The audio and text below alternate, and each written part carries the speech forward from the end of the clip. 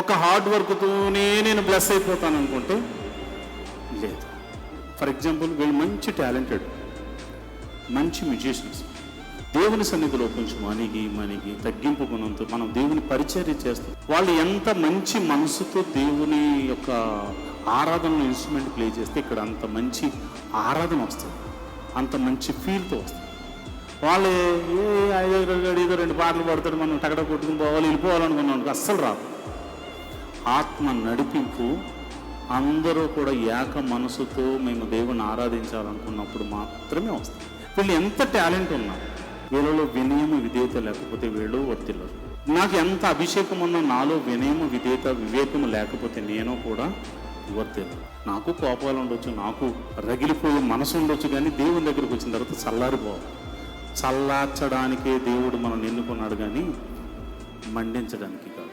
మండిస్తే ఆత్మలో మండాలి. ఆత్మలో మండినప్పుడు నీలో అహం చావాలి, నీలో గర్వం చావాలి, నీలో అబద్ధాలు చావాలి. అది లేకపోతే నీ జీవితానికి అర్థం లేదు.